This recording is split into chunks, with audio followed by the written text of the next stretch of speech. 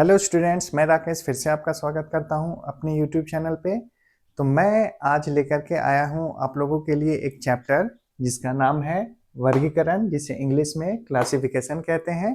तो आइए इसको समझने का प्रयास करते हैं कि आखिर ये होता क्या है और इसके प्रश्नों को कैसे सॉल्व किया जाता है।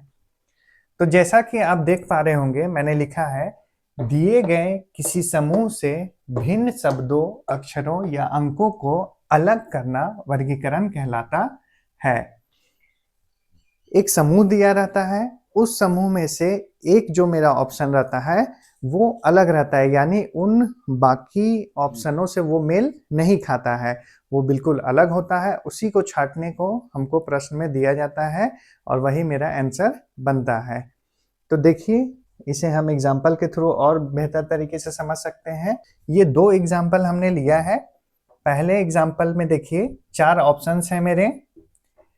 ए में है सेब, बी में है अमरूद, सी में है अंगूर और डी में है फूल गोभी। तो जैसा कि हम जानते हैं कि सेब फल है, अमरूद ये भी फल है, अंगूर ये भी फल है, लेकिन फूल गोभी ये क्या है, मेरा सब्जी है। तो इस समूह में अलग कौन सा दिख रहा है हमको, तो ये सब्जी दिख रहा है, फूल गोभी, यानी ऑप्शन डी मेरा क्या हो जाएगा, आंसर हो जाएगा। ठीक है। इसी तरह दूसरा एग्जांपल हम लोगों ने लिया है, इसमें देखते हैं। तो इसमें भी 4 ऑप्शंस है मेरे, ए बी सी और डी। तो ए में मेरा मंगल है, बी में शुक्र है, सी में शनि है, डी में चंद्रमा है।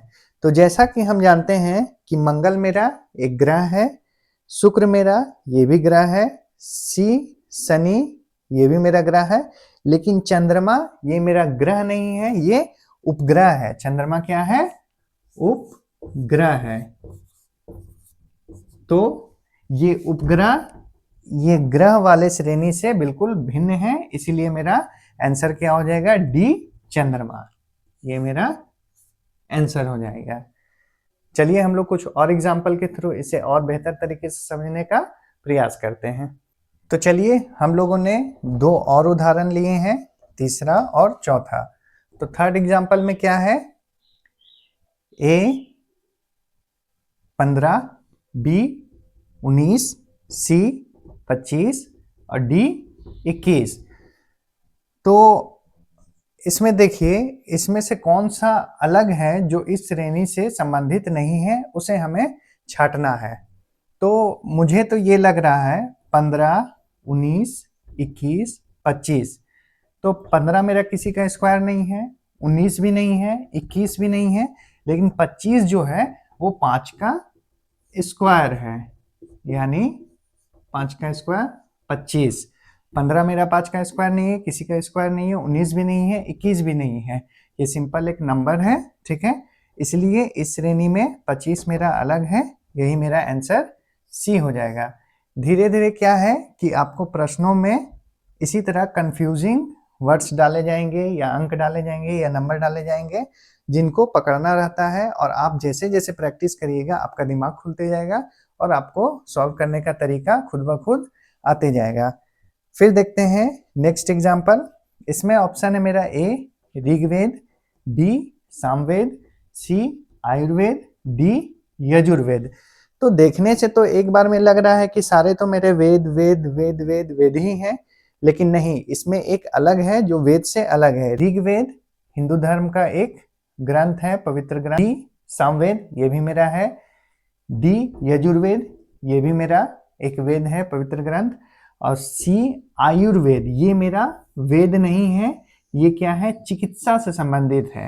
आयुर्वेद क्या है, मेरा चिकित्सा से संबंधित है। तो यही मेरा इस ऑप्शंस में, इस प्रश्न में अलग हो जाएगा, इसलिए मेरा आंसर हो जाएगा सी आयुर्वेद। तो इसी तरह हम लोग कुछ और एग्जाम्पल लेते हैं तो और हम लोगों को क्लियर होगा। चलिए नेक्स्ट एग्जाम्पल एक और हम लोग देखते हैं। इसका ऑप्शन दिया हुआ है ए बी सी और डी। ए में है वाई बी में है वीई, सी में है एलएम और डी में है केपी।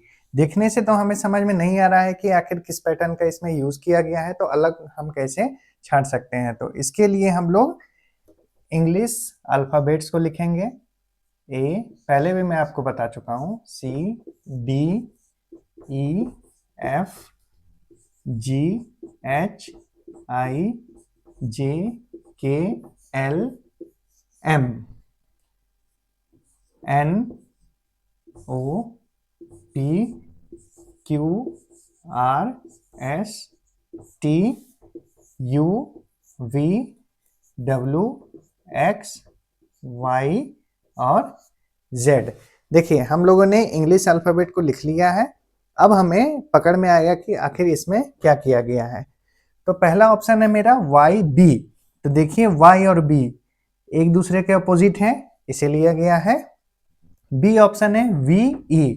तो वी ई देखते हैं, वी और ई ये भी मेरा एक दूसरे के अपोजिट है, तो इसे लिया गया है, यानी एक दूसरे के अपोजिट को लिया गया है।